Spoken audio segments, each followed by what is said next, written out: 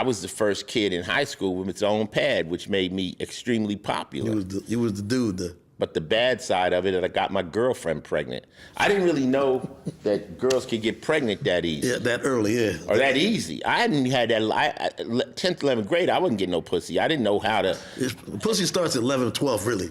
Yeah, because the girls that would flirt with me when I was in the 10th, at the end of the day, niggas with beards looking like you would pick them up from motherfuckers. Not like you, but grown-ass niggas with lowriders was picking up the girls. I'm like, bitch, you just flirting with me. You playing with me. You got me doing shit for you during the day. But then you're leaving with this nigga. Your grown-ass boyfriend's picking you up. So that's when I learned early in the 10th grade. There's no sense in even trying to talk to no girl, so I at least get to senior. Yeah. So I at least get to senior. So by the time I got to 12th grade, my girlfriend was in the 10th grade, and I'm busting nuts. I don't know that this shit can happen. I'm like... You don't know what's happening. I don't know. I'm not smart. And she got pregnant. Now, me being a orphan, I wanted the baby. Phew. Yeah, because you don't want to grow up like... Well, I didn't have nobody. Yeah. I didn't have nobody that was really blood connected to me. I disconnected from my aunts and them because they kind of did me dirty. So I'm now dolo. So wanted the baby. Basically, I went into the Army. That's when I decided I'm going to go try to get out of the streets and get into the Army. I did the Army. I did 4 years in the Army. I was 25th Infantry. By the time I came back out the Army, our relationship had kind of dissolved. Not in a bad way. It's kind of like we realized as kids we was just fucking. Yeah. It wasn't like a real plan. And you know, I have this thing I say, some love affairs are short stories. They're not all novels. Doesn't mean it was any less real. It just wasn't meant to be a novel. Still a good read. It was a short story. And so we split up on good terms. Just, we know we could still be down with this kid, but we never really listened, because we knew if you try to push it, you'll destroy yourself. You'll become enemies if it's not meant. Yep. So we just split up. So at that point, this is where most of the people pick up with my life. While I was in the Army, I heard hip hop.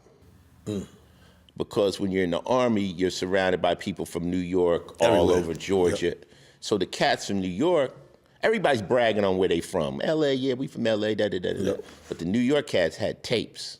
They had Grandmaster Flash. They had the lot.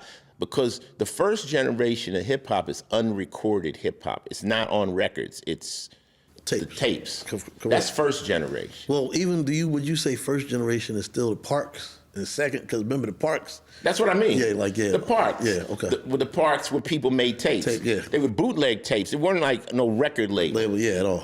It was like, I got a tape of Flash. I got a tape of Treacherous 3 live at someplace. Yep. So I'm hearing this in the Army, and I'm fascinated. It's a fact. Hip hop is so unique, it's intoxicating. Now, when I was in high school, I used to dance. I used to lock. I used to be, in a locking dancing group. What was the group name? The West Coast Locksmiths. We was a bite of the lockers.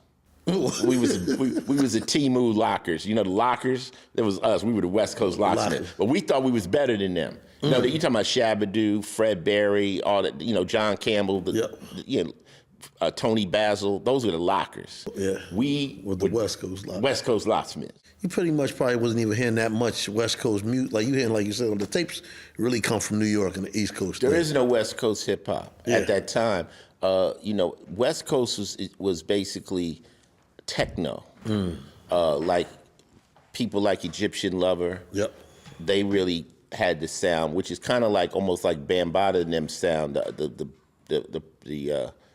The Trans Europe Express type stuff. Kraftwerk stuff. So, but that's what they was popping off of, and that's what was going on. The hook that got me was the New York City Breakers. Like, there was a TV show called That's Incredible back in the day, where they had different people, and they showed the Breakers, and I saw that shit, and I was like, yo, that's the dopest shit I ever seen in my life. Niggas spinning on their backs and doing all that shit.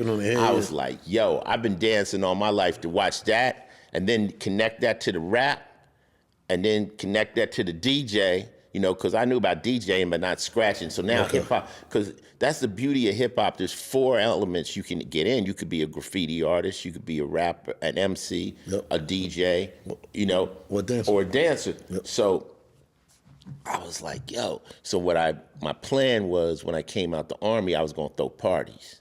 So Uncle Jam's Army was already up and running. See, in LA, there's a big gap. Everywhere, there's a big gap between, say, 16 and 20. Okay. Where you're old enough to go out. Your parents will let you go out, but they ain't know where to go. You can't get in nowhere yet. So they had a thing where they were throwing parties for kids that age. They was filling up the LA sports arena. I mean, you know, 10,000 kids dancing. So I was like, man, I want some of that. So I bought a bunch of stereo equipment when I was in the military. I came out, I started throwing a couple jams, but I started getting more attention rapping. Like, you know, it was easier to rap. So I met Evil E and Hen G that were New York City Spin Masters. They were from Brooklyn, and they were in LA, and Evil could scratch. And they were already doing parties in LA, like on these flyers. And so I was like, I hooked up with them. I'm like, let me come to your parties. I'll rhyme at the party. I'll rhyme at the parties, and before I know it, I got my name on the flyer. Wait, what was the name then? Well, it was still Ice-T. I've been Ice-T ever since I got out of 12th grade.